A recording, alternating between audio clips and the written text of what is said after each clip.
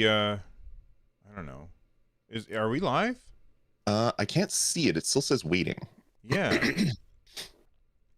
Now it says excellent connection. So maybe, Maybe just a little but bit. it's just black. I'm not seeing anything. Yeah, hasn't gone live. I'm gonna refresh the web page just to see. No, it still says waiting for If you nerdness. guys can see us, say a thing in chat. I'm gonna refresh. Are you streaming with the right stream key? Yeah, I checked. Okay. It says excellent connection. It says live for 40 seconds so far, but this there's no preview.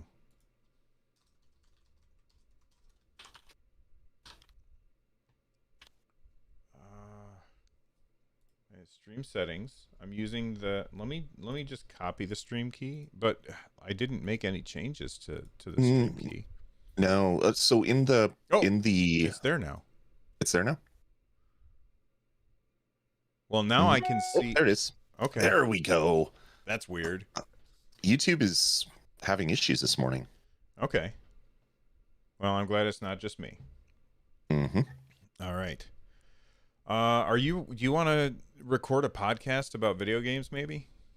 I mean, I've never done that before, so I don't know how good it's going to be, but I'm game for anything. I'm always willing to try something once. What's pod what did you call it? Pod something? Podcast. It's a terrible Podcast. name. Hey, you remember when Are we going fishing? Remember when they tried going fishing? Remember when they tried to, like, the Twit people?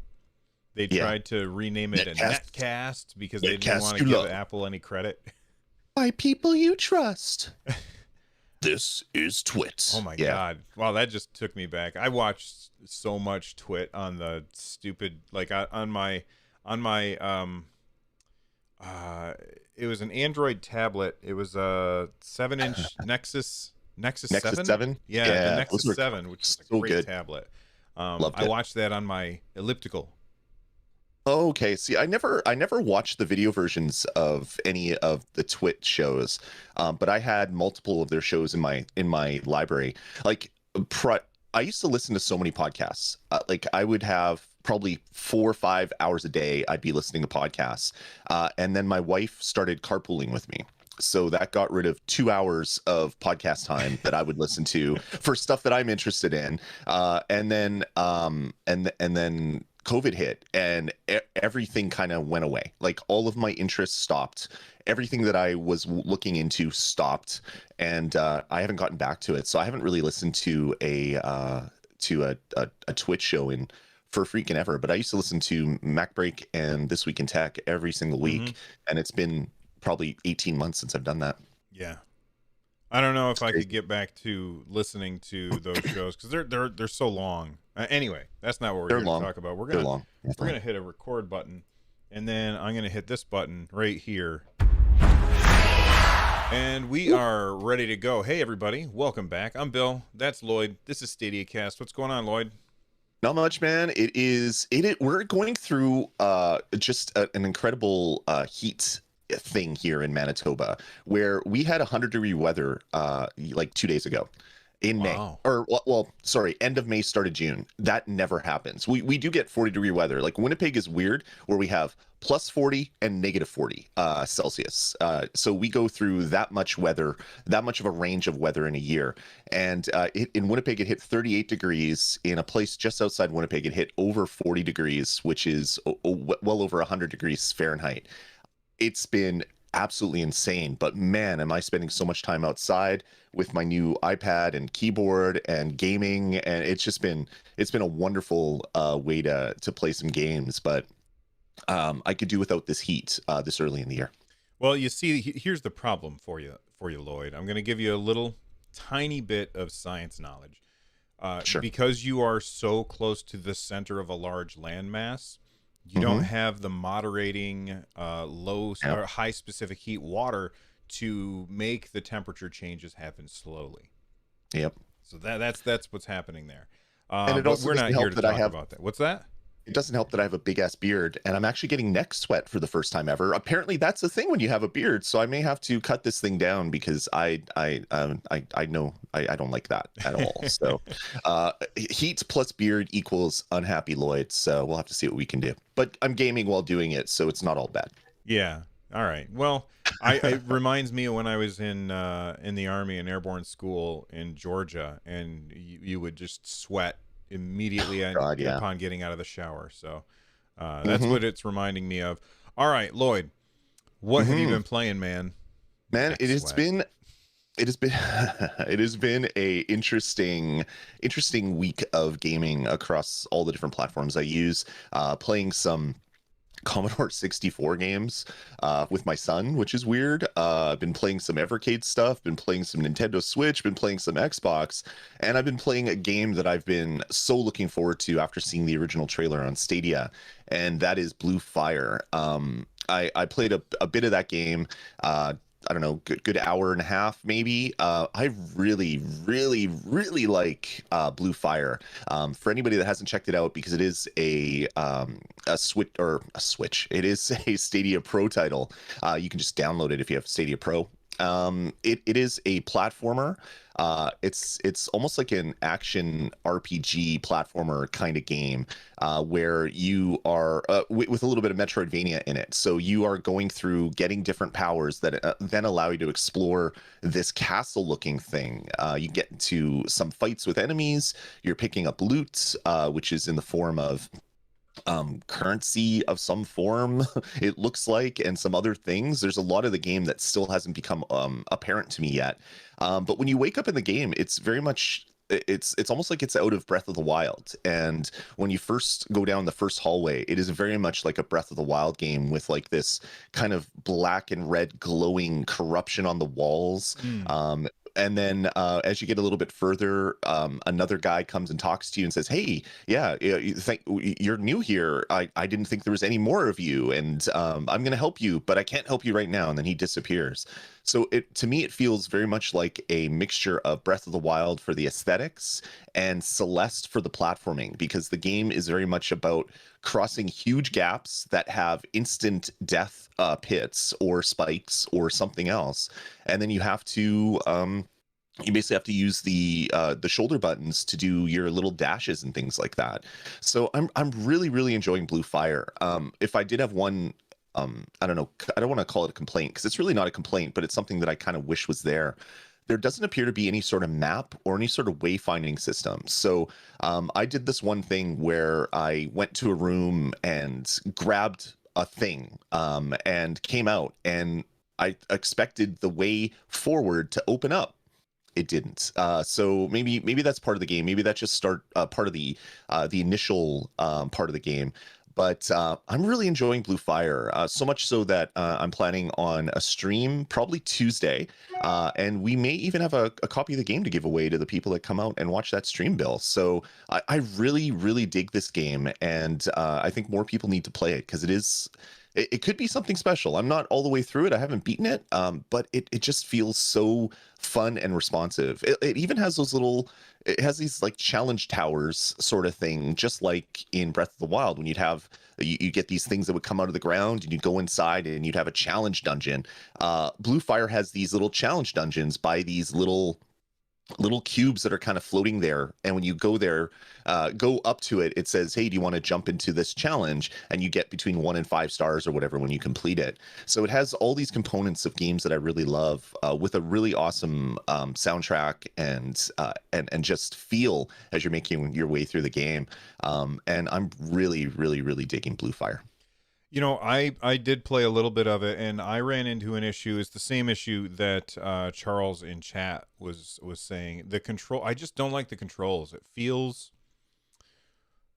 floaty is the way that I have described it, and it's the same word that Charles used. It feels like I can't wrap my head around how to really control the character, and I don't know. I mean, this really says more about me than it does the game. Did you play a lot of Celeste at all? To so many games right now, right? That if a game doesn't, like, just absolutely nail it in the first 5 minutes, I'm like, all right, well, I'm gonna go play something else. Because I mean, when I was a kid, I would overcome those bad controls. Not that it's bad controls, it's controls that I don't like, but I would overcome controls that I don't like in order to play a game because I didn't have a choice. I had 2 games a year that I was probably able to play that I wasn't borrowing from a friend. So, you know, when you ended up buying a game, you stuck with it no matter what. These days, I just have so much to play that as soon as I was playing Blue Fire and I was like, well, I don't like the way that these controls are set up. And it's not about the mapping, because you can remap the controls. And I do appreciate it when publishers, or I'm sorry, developers put stuff like that in the game. But it just felt weird. And I didn't like it, so I ended up moving on to some other game. What were you saying? Oh, sorry, I thought you were breaking for me. Who uses Y as a back button? That, to me, that's my big complaint of the game. God, yes. You can't hit B to hit back. It's really weird. One question for you: did you play a lot of Celeste at all? I define a lot. I probably put like 4 or 5 hours into it. Okay. To me, the floaty platforming feels exactly like Celeste, where you have full control over your character while you're in the air, and you can. The nice thing about the boost is if you just tap the boost button, you do like a half boost. If you hold down the boost button, you go a little bit further. So that took me a little bit to kind of get used to. In one of the platforming sections that I got to, if you held the button down fully, you would boost right off the other side of the ledge. So the platform you're going to, you would just sail right over top of it. But if you did like a half boost, just by tapping it, you would land right on the platform. So there's a little bit of finesse that you have to do as you're kind of learning your skills in the game. I understand why people are saying that it's floaty, and I fully get that. It didn't bother me as much, but yeah, to each their own for sure. It all depends on, saying that it's floaty I don't think that's a good enough way to describe it, because you play a Mario game. Mario games are floaty. You compare Mario to Mega Man. Mega Man falls like a stone. Mario floats all over the place. You have a lot of control of that particular character, and those are some of the best platformers in the world. This one it's a different kind of floatiness that I personally didn't like. So don't take what I'm saying and like go from that and say, all right, well, I'm out. Try it for yourself, because you might find that it's awesome for you and you really like it. There are certain games where as soon as I touch controls and they feel a certain way and I can't really describe it, I'm immediately out. Games like Hello Neighbor. Like, my son wanted me to play Hello Neighbor. I hate the controls in the game, so I won't play it. Human Fall Flat. I don't like Human Fall Flat. Why don't I like that game? Because of the controls. There was another one, a Totally Reliable Delivery Service, where like you would pick stuff up and move it, and it was all noodly. And what was the one where you're putting out fires? Ember. Yeah, Ember. It was another game that I didn't like the controls, so I'm immediately out. And I don't know, Blue Fire just kind of landed there with me. Yeah, it's I 100% understand that. I guess all I can say to people that are watching, I'm planning on getting a first look up soon.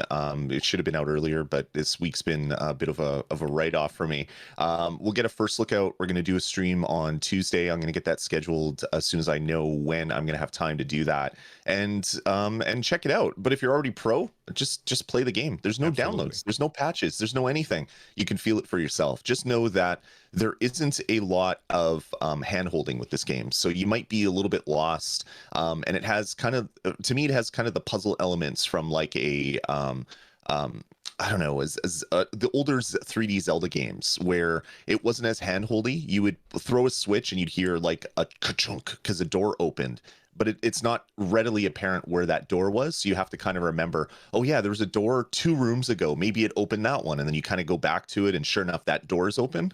That is very much what this game is more like, as compared to, say, a Breath of the Wild, where you knew where you were going. You had a lot of choice on where to go, but when you were in like a dungeon, you knew exactly where to go in that dungeon. When you flipped a switch, it kind of led you to where that door was. This one feels more like a, I don't know, an older maybe like a Majora's Mask era 3D Zelda game where there's some things that happen in the world and you have to kind of memorize kind of where things are. That's why I wish there was like a better a mapping system of some sort. I can't find one. Maybe you get a power in the future where it gives you a map. I don't know. That would be really nice. But yeah, I'm really enjoying it. What a surprise for a game that came kind of out of nowhere and is just so enjoyable for me. Yeah, and you mentioned that it's on Stadia Pro, so the game that I've been playing more of this week is also a Stadia Pro game, and that's Kronos, Before the Ashes. Now, I already had this when it came to Stadia Pro, but the fact that it was now on Stadia Pro reminded me to play it again. So, man, I forgot how good this game is. It's so cool, and I forgot about all of the cool leveling mechanics that it has. So, in the game, well, first off, it's a Souls-like game. The combat very much feels Souls-like, where you've got your shield on your left bumper, right? A parry button with the left trigger, light attacks with the right bumper, and heavy attacks with the right trigger. And as you play this game, the combat is very tough. You don't get you have to start to learn how the enemies will fight, and they do a lot of damage to you if you don't either block or avoid their attacks. And when you the reason I'm telling you this is death is inevitable. And because death is inevitable, the developers did this cool thing where every time you die, you get older. So you start out, you're like 18 or whatever, you die, it brings you back to life at the last little stone that you went to, and now you're 19, and you get abilities based on your age. So as you progress through the game and you've died a certain number of times, you get to a certain spot and you're like, okay, well, at age 40 I unlock this, at age 20 I unlocked this, and I think that is incredibly cool. And then they also have like a leveling system. So as you kill enemies, you get XP, and then that XP levels you up, and then you can take some attribute points and decide, all right, well, I want to put some points into strength so that I can do more damage with strength-based weapons. I want to put points into vitality so that I have more hit points and I can live longer. Or maybe you want to put points into arcane so that your magic attacks do more damage, or dexterity so that your dexterity weapons do more damage. But it's a fantastic game, and I've forgotten how beautiful it is too. It's such an incredibly cool art style. I don't even know how to describe it. I wish that I had some video to queue up right now so people could see what it looks like. But it's another Stadia Pro game, and so if you're subscribed to Stadia Pro, you've got two very, very different games to choose from, in addition to MotoGP and what was the other one?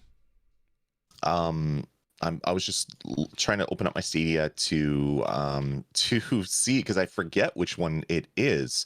There was those two. There was MotoGP. Oh, the other one that I was going to try, A Legend of Heroes: Trials of Cold Steel 3. Ah, that's the one. Yeah, that's right. I still haven't tried that one, and I need to. But I kind of got sucked into playing Kronos, so I haven't had a chance to sit down and play that. Yeah, it's my Stadia library has kind of been blown up over the last little bit because of a new story that we're going to be talking about right away. So it's hard to find out what I've played recently because of all the new stuff that was added. Should I talk about that now really quickly? You did a segue it up. Segue it up. So Ubisoft Plus is now available in more than just the US. It's available in the UK and some other areas, and it's also available in Canada. So I went into my settings and made sure that my Ubisoft account was linked and did all that stuff. And then I went into, I think it was stadia.com/Ubisoft Plus or something like that, whatever the link was, and it said, hey, it's now available in your area, do you want to sign up? I hit yes. It's like, okay, are you sure you want to sign up? Yes. It's going to be $20 a month because I'm in Canada. I said yes. It did the charge, and then immediately all of the Ubisoft games I didn't already own, which is about 3 of them, to be quite honest, appeared in my library. And I'm like, holy crap, that was super easy. And then I went into my settings, I went to my Ubisoft subscription, I hit cancel, and it canceled. It is so amazing how well integrated these two services are right into the dashboard of Stadia. And then about 5 minutes later, I think it was Kodiak Moonwolf said, "Hey, don't sign up on Stadia. If you go right to the website, you can get it for $5." And I'm like, no. I was like, damn. Okay. So your first month, there's a deal right now for the new areas that are supported with Ubisoft Plus. So anyway, that was a long story to say that there are a crap ton of games now that you have access to. You drop a $20 subscription, you get access to every Ubisoft game for a month. So I'm going to jump into a game like Ghost Recon Wildlands, a game that I've wanted to play for a while, but don't have any friends playing it currently because it's an old game. So I didn't really want to buy it and play with nobody. Now I don't have to buy it. Well, I guess I did with that $20 charge I rented it for a month. So I'm going to jump into that, jump into Watch Dogs 2. What an amazing service and what an amazing integration. There's some other things about Ubisoft Plus that we don't know yet. At the bottom of one of the articles, it says this is a beta. Outside of the beta, there may be a cloud service charge. Who knows what that means? Does that mean that on Stadia you're going to need to be a pro member to use Ubisoft Plus? Does that mean there's going to be an additional charge for people that are just playing on the cloud and not playing with download games? We don't really know, but it's pretty cool. I know this is old news for a large chunk of our audience because they're US people that have had access to it for a while on both Luna and on Stadia. But this is the first time I've had access to it, and I'm pretty impressed with how well this integration works. Like, it's cool that you click subscribe and it's like, okay, you've subscribed, and then all of a sudden every Ubisoft game is in your library, like without doing anything. It just appears there, which is a pretty cool thing to see. So let's talk about this. It's in beta, and when it specifically, so Kodiak Moonwolf posted this in chat, or not in chat, but in our community Discord, link down below, by the way. It says cloud gaming access will be available with Ubisoft Plus subscription until the end of beta at no additional cost. After the beta, cloud gaming access will require an additional monthly fee. So that's what Lloyd was just talking about. I just wanted to get the actual wording there. Yep. Thank you for that. Here's the question that I have. Okay, so first off, what do you think the reasoning is behind that additional fee? I don't know. I really don't know what this could like. What is the fee for? Is it a fee that you pay to the place where you're playing it? Is it an additional level of Ubisoft Plus that Ubi is going to charge themselves? It's not clear. I've done some searching for more information, and I couldn't find it. So I don't think anybody really knows what that means right now. If nothing else, it could just be Ubisoft is basically just putting that out there so that if they decide in the future that this model isn't working, that they can then charge you an extra $5 a month to do the cloud streaming. I'm not really sure what it means, but I'm curious, and I know that if they're going to charge you more to play on Stadia than they already are, that's probably going to reduce the want to do that for a lot of people. So I think they're going to have to walk a fine line here if they are planning on charging for cloud access, because that is one of the big things about Ubisoft Plus. They said you can play the games locally. You're going to be able to play the games across Stadia and Luna, no additional charge, or at least that was one of the original messaging. I don't know if they originally said without additional charge, but they definitely never said that there's going to be an additional charge. So you can make assumptions there when they come out with their PR blast. So that's the problem with beta. Things change. You never know kind of what you're buying into when you're into beta. And I'm eager to see kind of where this goes as they kind of solidify what they want to do with the Ubisoft Plus service. And people in chat are saying things along the lines of it's so that Google can still get their cut, because if you subscribe to Ubisoft Plus but you don't subscribe to Stadia Pro and you just play Ubisoft games, then Google isn't making any money. And while that's true, I think that there's deals behind the scenes. I'm sure there's saying like what this could be. Sorry to cut you off. Go ahead. That's just a quick thought I had. If you sign up through Stadia, you pay what you pay. If you sign up through the Ubisoft website, maybe there's an additional charge because they want to grab that money and send it to Luna and Stadia. Maybe that's all that they mean. But until they come and clarify that, we don't really know. Yeah, and so here's my next question. If I am subscribed to Stadia Pro and I subscribe to Ubisoft Plus, do I still get charged that cloud service fee once the beta's over? Yeah, good question. That is a really good question. Hopefully they can clarify that really soon, because I've seen a lot of questions about that in the community. And then here's my last question. This one specifically to you: How much is too much for the cloud fee? For me, it costs me $20 a month to get into Ubisoft, plus my $12.99 or whatever it is for Stadia Pro. That is already too much for me. If Ubisoft wants to charge more than $20, I'm out. Except for maybe the odd drop in to play a new Ubisoft game so I don't have to pay $80 to play it. This is not a service that I can ever see myself signing up to for an extended period of time. This will be kind of like a drop in, play this game, maybe play some Far Cry Primal, because that's going to drop on the service in some point and then drop out. That'll be kind of how I use Ubisoft Plus. I don't really see myself ever subscribing to this month in and month out. It just doesn't have the value for me, because as I said, I own like all the stuff already. So this doesn't really offer value to me right now. Maybe in the future, when they keep dropping new games, Far Cry 6, all that other stuff, maybe it'll become something that I want to keep signed into or paying for. As it is right now, $20 is more than I want to pay. So I'm going to ask chat the same question, and then we'll move on to other stories. How much do you think is too much for them to add as the cloud thing? I was thinking like $2. Sure. Like $2 above the regular price, I would probably be okay with. Although I don't subscribe to Ubisoft Plus, and I've been able to forever because I don't really care about most of their games. Most of their games aren't for me anyway. So as much as everybody's excited about the fact that they finally are able to use their Ubisoft Plus subscription on Stadia outside the US, I just don't really care because I'm not interested in those games. Yeah, I agree. It could be something as simple as it's $15 a month for you in the US, but if you've ever bought in-app purchases, you lock in at that price for a year or something. Like, they could do something fun just to encourage other purchasing. They could do a lot of things. The thing is, we just don't know right now. So hopefully they can clarify that in the near future, because it's kind of weird that they announce this great service and they're partnering with these cloud gaming companies and it's going to be great, and then all of a sudden there's a little footnote saying, hey, there's going to be more charge if you want to play on the cloud. We'll let you know. It just seems kind of weird to do it that way. Yeah. Let's talk about they, along with Ubisoft Plus now being available outside of the US with Google Stadia, they also announced that a bunch of Ubisoft games are on their way.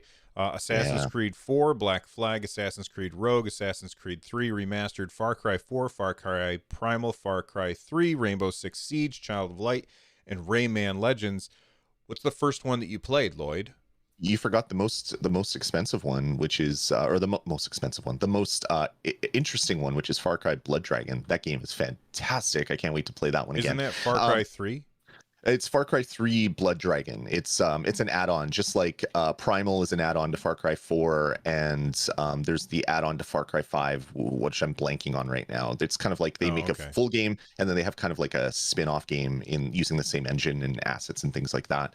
The game that I most want to play is Far Cry Primal. I never did beat that game. I had rented it back when that was a thing you could still do. There was a service or a place in Winnipeg that was renting games for a little while. I rented it, didn't complete it, and then had to turn it back, and always meant to pick it up on sale, and I never did. So I might go through and complete it on Stadia, because there's no downloads, man. I can just jump into it. I could decide to play it one day. 30 seconds later, I'm playing Far Cry Primal, which is a very fun video game if you want to be a cave person and kill woolly mammoths and saber-toothed tigers. It's quite the fun little video game. So in addition to all that stuff, they also talked about Ubisoft's presentation, their E3 presentation, which is on June 12th, where I assume that, Yves Guillemot is going to be up on. Sorry if I pronounced the guy's name wrong, but if I assume he's going to be giving his presentation, and he's going to say, and you can play Rainbow Six Siege on Google Stadia right now. What's your over under on that? What do you think, man? I think that has to happen. I can't see a future where that doesn't happen, or an E3 presentation where that doesn't happen. That seems like a big win. People have been asking for that game forever on Stadia, and if they could just say, "Hey, yeah, here, click this link. We're dropping it in chat. You can play Rainbow Six Siege right now on Stadia with a free weekend. You don't even have to sign up for an account." Like something like that would be just the perfect way. Like Stadia is kind of the only service right now where you can do that, where they can come out with a demo that is available immediately with a free play weekend through a link that is available immediately, and they just drop it in chat. Like that would be huge. Although I don't know if they really want to like drop people out of their chat and and into playing a video game. Maybe they won't do that, but maybe they'll do it right at the end. By the way, we're done, thank you. I can't remember the stuff that Yves says at the end of all of his stuff. He does this thing at the end. I can't remember what it is. Anyway, it doesn't really matter. I could say, I could see him say, "Yep, you can play it right now. Just click this link. We're dropping it in chat. Thank you. See you next year." Walk off, and then everybody is jumping in and playing Rainbow Six Siege on their Stadia service. And all you need for free, and all you need is a Gmail account. That's exactly perfect. Like these big gaming events, Stadia is tailor-made for these big gaming events where you have E3 and they have like demos available where the press can go and try these things out. But most of us don't get to check that stuff out. We don't get to fly out to LA and spend thousands of dollars on hotel and flights and stuff like that, and go to the conference to check this stuff out as much as I'd love to. But Stadia could easily like say, and everything that's at E3, I'm talking about in the future, obviously not right now, but everything that's at E3 is on our special stadia.com/E3 URL. You could just go there and anybody can try those games. Doesn't cost you anything. And then at the end of E3, you just shut it off. And now they're all gone and people can't do that anymore. Do the same thing around the Game Awards. They kind of tried to do something like that with the Game Awards with Steam a little bit ago, but it just didn't land because you have to download the games ahead of time. And that's the thing. And it just doesn't work that well. And it was mostly more independent style titles, which isn't bad. But when they're like, we're having this Game Awards Steam thing where you can download all these demos, people would expect to play some of the games that won awards, and that didn't happen, because in the real world, if I'm a developer, if I'm working on the next Far Cry and I come up with a PC demo or a console based demo, I have to release a chunk of the game with data inside of it. We know that when we release it as a company into the world, people are going to be poking through all the code, looking for stuff, looking for spoilers, looking for additional features that haven't been announced. They don't have to worry about that on Stadia. They could basically have the full game, but only give you an hour and just drop it on Stadia. They don't have to do any like, they don't have to clean data that they don't want people to see, because there's no data that you can see. You can't take that executable and break it apart like Gem does with the APKs. You can't do that on Stadia. So demos may be even easier for these developers in the future, and I'd love to see that happen a lot more, where even months out from when a game is going to launch, just have a Stadia demo that's live for a week, and once you're done playing it, it disappears from your library, and that's that. Absolutely. All right, let's move on from that, and we talked about Blue Fire. Along with the announcement of Blue Fire, they also talked a little bit about Ys 9, which is coming. We finally have a date for that. It's coming on July 6th. Have you played Ys 8? I've played a very small chunk of that on Nintendo Switch back in the day. Mm-hmm. That game very much reminded me of another Nintendo Switch game, Xenoblade Chronicles 2. Right. Very much reminded me of that, almost like a light version of that. And that's probably insulting to the developers or something, and that's not Right. how I mean it. But it definitely had a vibe of reminding me of that style of game. And I played not a lot of it, but what I did play was definitely enjoyable. Enough so that I'm excited to check out Ease 9 when it comes to Stadia on July 6th. It says here, join Adol as the secrets of the prison city engulf him in the supernatural allies and an age-old struggle between day and night. This is a JRPG, but it's an action-based JRPG, which is very different than the other Stadia Pro game this month, which was Trials of Cold Steel, which is a turn-based JRPG. So if you are somebody who's interested in JRPGs, you've got Stadia has a lot of choices for that genre right now. We've got Dragon Quest, we've got Octopath, we've got Final Fantasy, we've got the Ease games, we've got Trials of Cold Steel. This is a really good system if you are interested in JRPGs and being able to play them on any screen. We went from having no RPGs on Stadia to having pretty much all the RPGs that have come out over the last couple of years, for the most part, all the big ones. It's a pretty great service for that. The good thing about RPGs is they oftentimes take 100 hours, and maybe you have an hour because you're on lunch and you want to sit outside on your phone and play a game, and you obviously don't have your PlayStation with you or your Xbox with you or your Switch with you, or I guess you could have your Switch with you, but whatever. You just pop into Stadia and play these huge games. Like Dragon Quest 11 is huge. It is a huge game, and there's a lot of grinding you have to do. You can go to Slime Island and spend an hour on your lunch just destroying metal slimes and getting your experience up, and then put your phone away and you're done. It's pretty awesome to see all these really great huge JRPGs come to the service. It's especially good for the turn-based ones, because you can play a turn-based JRPG with a phone, no problem. You don't even have to bring a controller with you. There's been a couple times where I've told myself, you know what, I'm going to bring one of my Stadia controllers with me, and then I can, during, when I have some free time, I'm going to sit down and play on my tablet or something. I never do, because it's just too much of a hassle to get out the tablet, set it up, get my phone out, get it connected.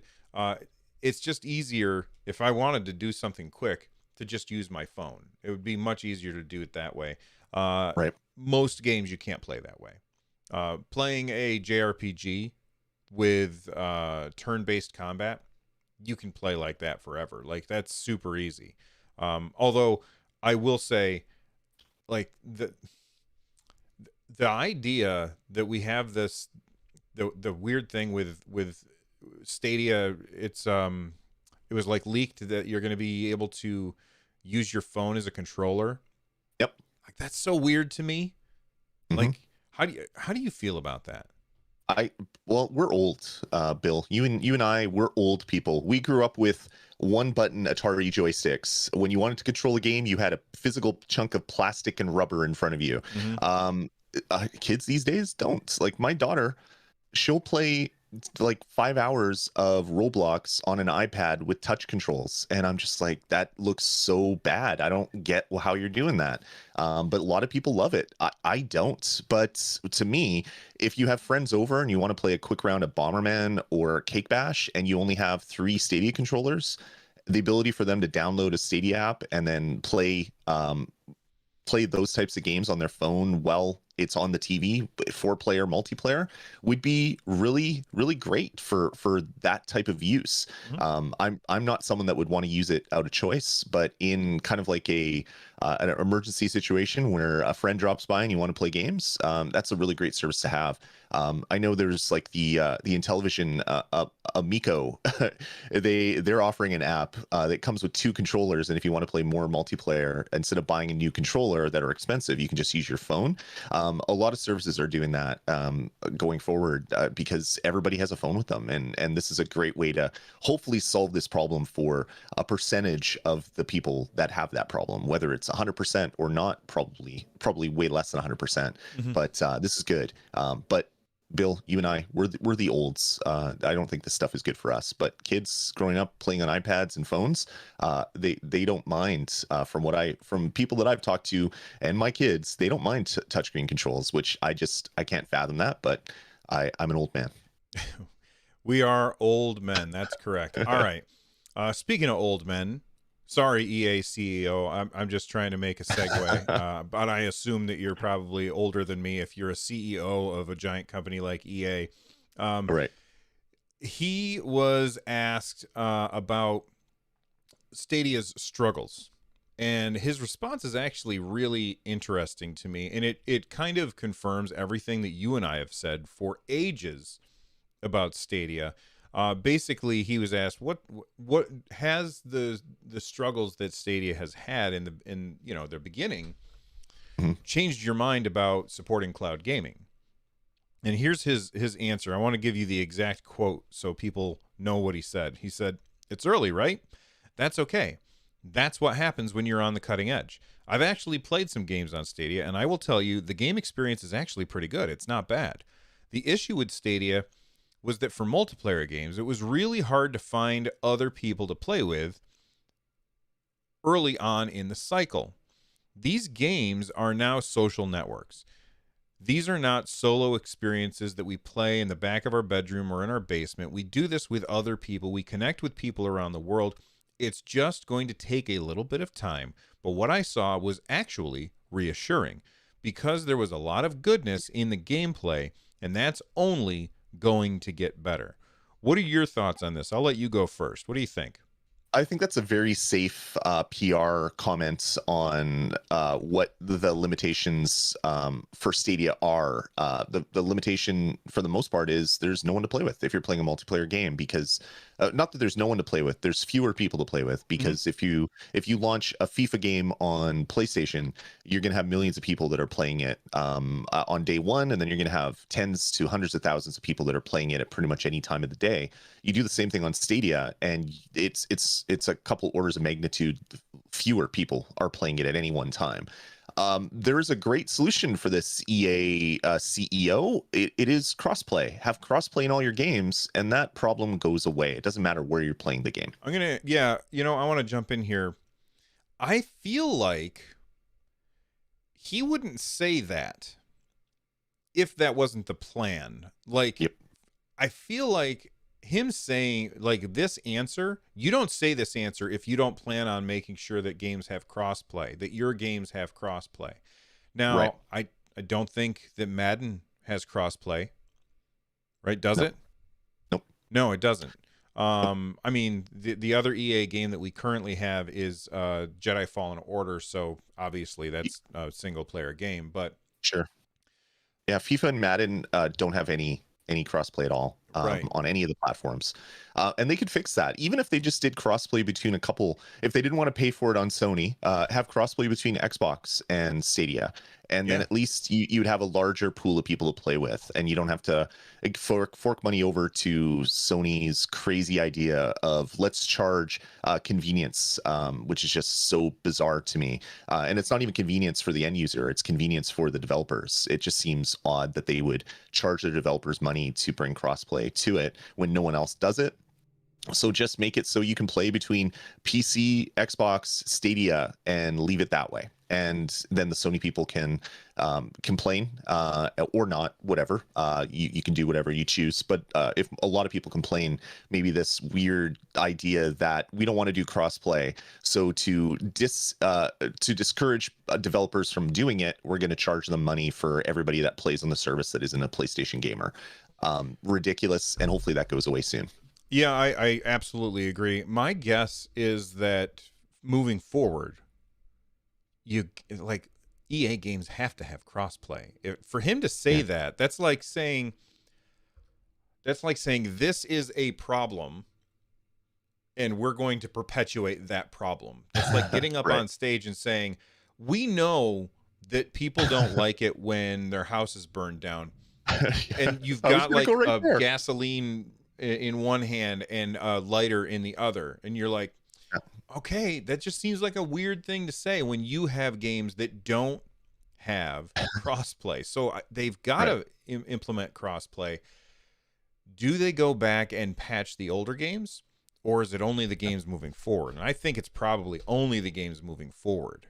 Yeah, I would assume to add crossplay to a current gen game, that's a huge architectural change and programming change across all the platforms. I don't see that unless it's just as easy as Bungie, where you flip a switch and crossplay is enabled because they wrote their server software in a way to expect that at some point in the future. Yeah, I would assume that it would just be newer games going forward, if anything. Yeah. All right, let's move on from one company that I really despise to another company that I really despise. And that is not Unit 2 games. I like Unit 2 games a lot.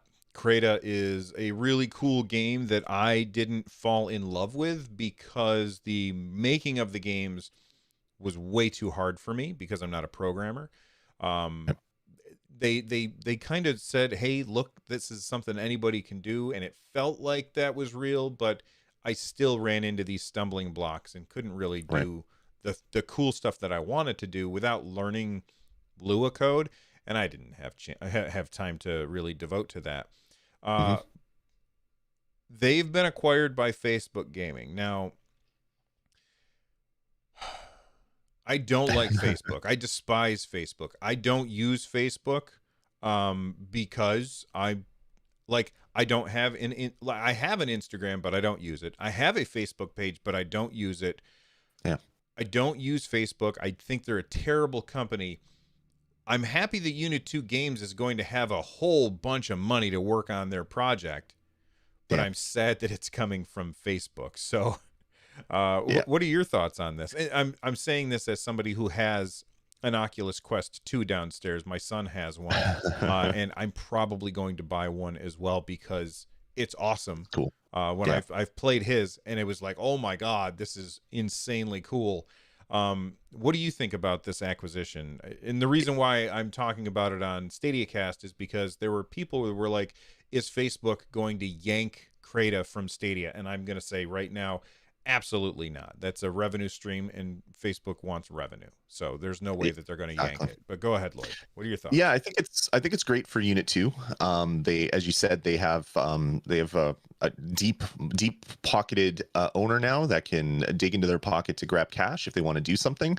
I saw a lot of people across the Stadia community saying, "Oh, this is great. You're now going to be able to make your own games on Facebook and do all this fun stuff." And I don't quite agree with that. I don't think this is a way to make making games on Facebook easier.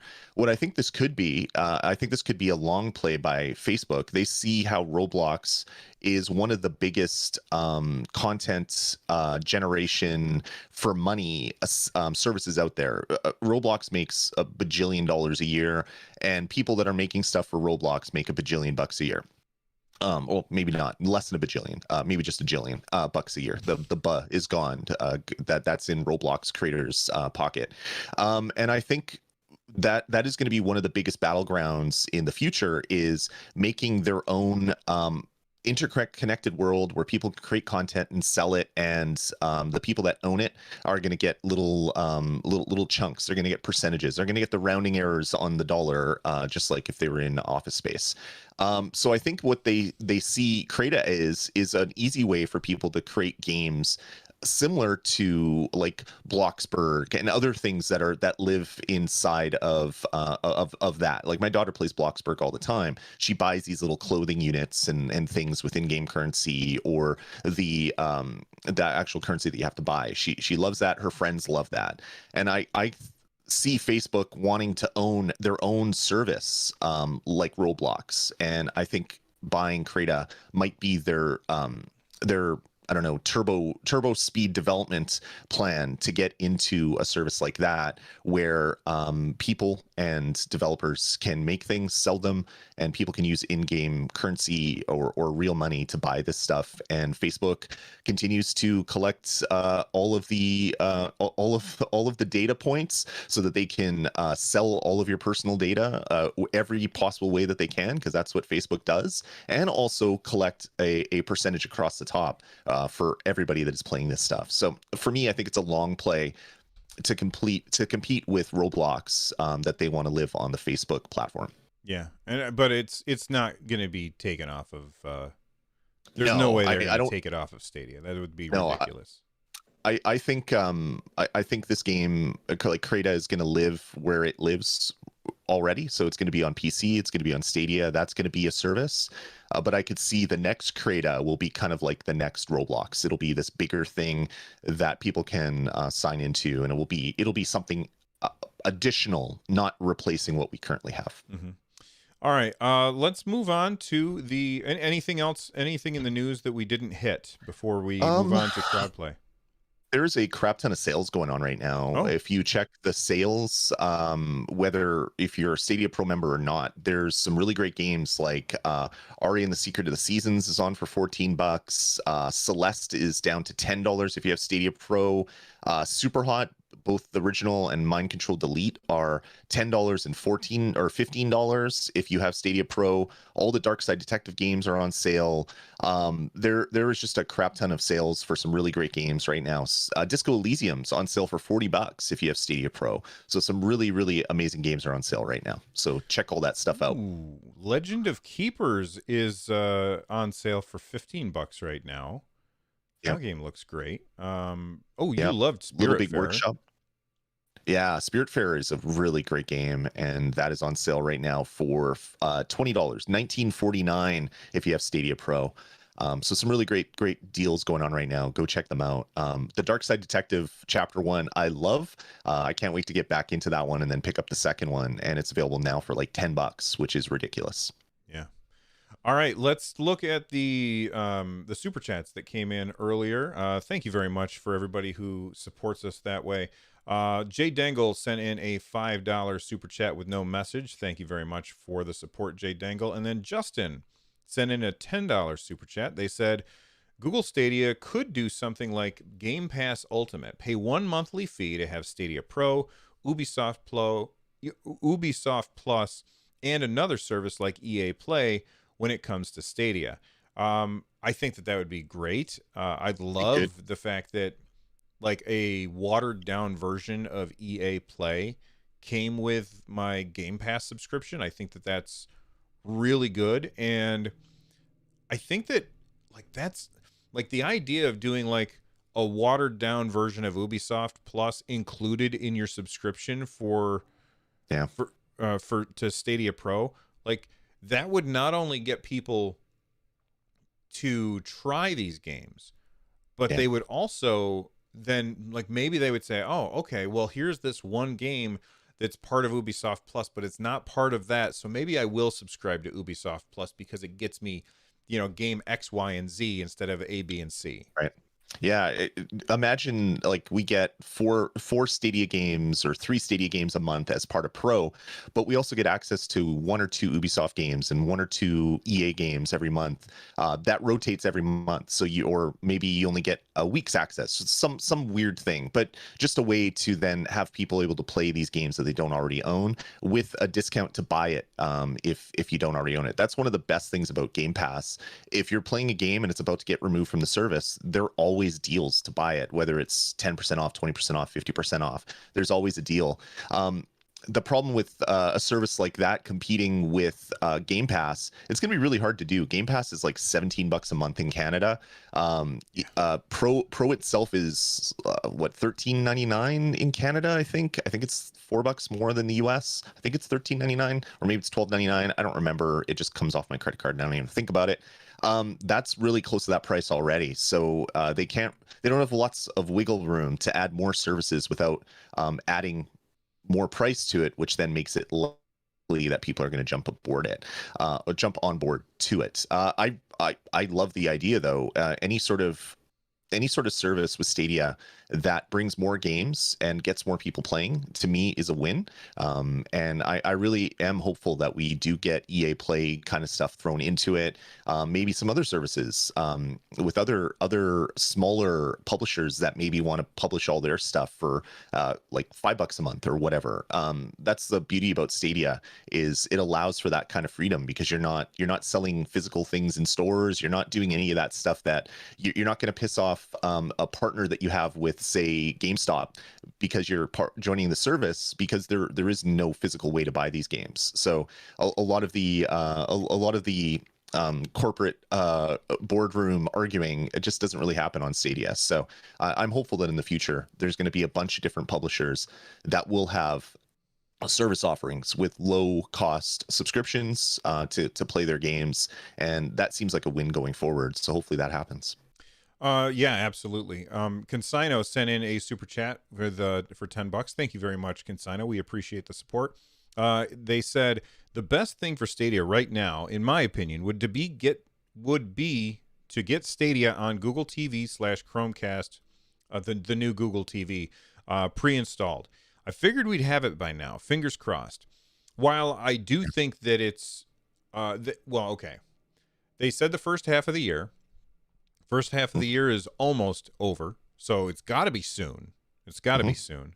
While I want that very badly, I don't think it's going to make much of an impact on Stadia overall right now.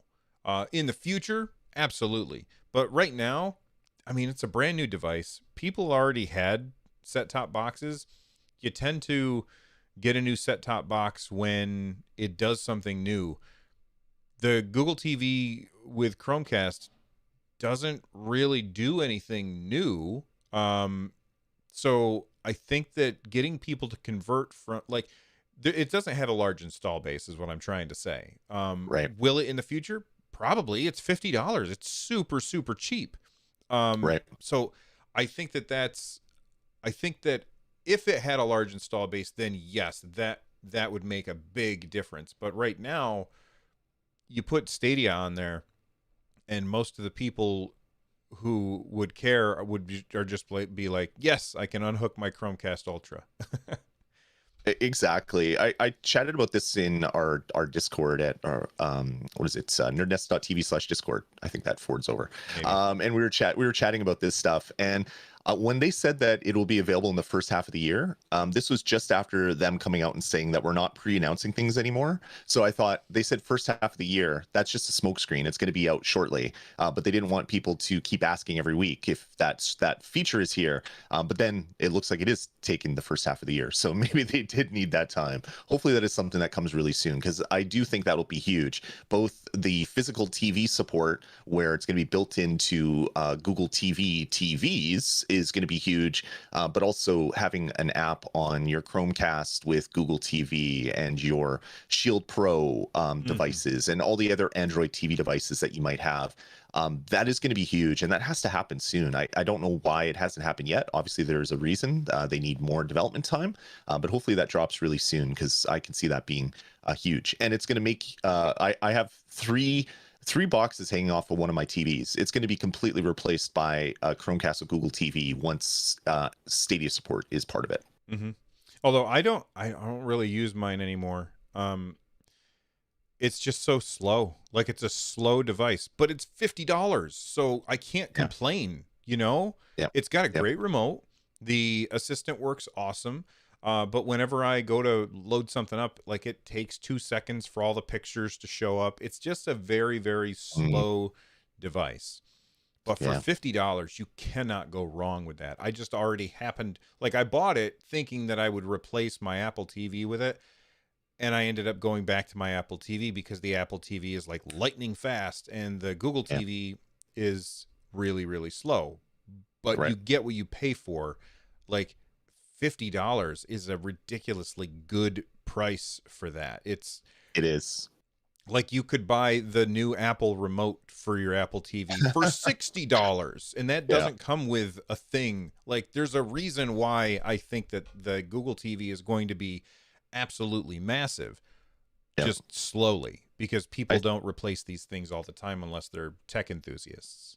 I think I got 8 comments when I was saying about the last Apple press announcement thing, and I was like, oh, they announced some really great products, and I think I got 8 comments saying, yeah, a remote that is more expensive than the Chromecast with Google TV. And I'm like, oh my god, they're different things. People can enjoy different things, people.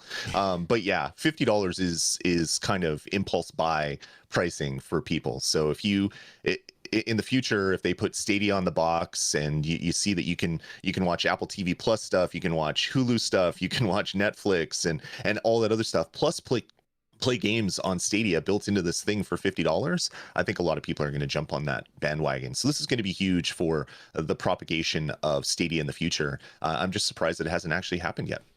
I will also say, and you're right, it needs to happen faster. I will also say, I think that the install base for the Google TV is lower than would normally have happened because stores were closed and people people still don't go to stores very much. So you don't go into the store and you see this $50 box. The only way that people know about this thing is because they go to Google's website. Nobody does that. Like, that's the kind of thing that over time, when things get back to normal, like, you're going to see an uptick in people picking up these impulse buy items like you were just saying. Yeah, exactly. It's going to happen over time. We're just in weird times right now with COVID shutdowns and in lots of parts of the world still. All that stuff will go away. And yeah, I can see the Chromecast Google TV, the Sabrina being an impulse buy thing, and I can envision a future where there's a Stadia logo just stamped right on the box, so people know that they can get gaming built into this little $50 device, and that might change a few minds for people that maybe don't want to buy it. Initially, they see the fact that they can play modern games on it, and they'll get excited for that. Right, and then on top of that, you also have it coming to. I forget which brand it was. Was it LG TVs built in, or was it something else? It was, I think, Samsung and LG both announced that they're doing it. I can't remember which one is supposed to come out first. I mean, I don't recall. Most of the time, any time that I've used like the TV operating system, it's always been a disaster and a chore and slow and sluggish. Right. But the fact that you don't have to plug anything into your TV, that's pretty compelling too. And I think that sells a lot of people. Maybe I'm just a snob when it comes to how fast I want to see the Kaminsky method show up on my screen when I turn on the screen, and it says the name of the show on the bottom, but then I can't see the picture yet. Like when I have to wait for 3 seconds, like, that bothers me. I assume that I'm one of those weird outliers and everybody else is a normal person that just is okay with waiting 3 seconds in order to get it to work. Yep. All right. Well, I think that's it for today's episode of Stadiacast. Thank you, everybody, for hanging out with us. And if you haven't already, do me a favor. Right down below, if you're watching this on our YouTube channel, click on the like button. It helps. If you want to support our show, if you're here with us live, there's the super chat feature. There's the join button. And if you're not here with us live, there's an applaud button. You can use that as well to support the show.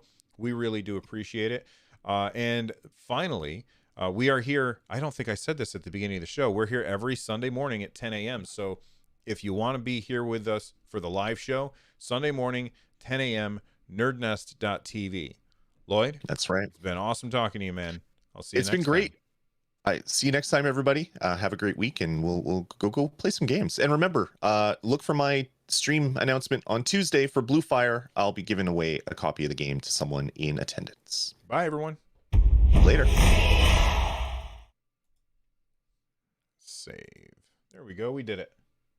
Wonderful. Thanks, everybody, for coming out. This is a lot of fun chatting with all of you. What episode is this? 113? 113.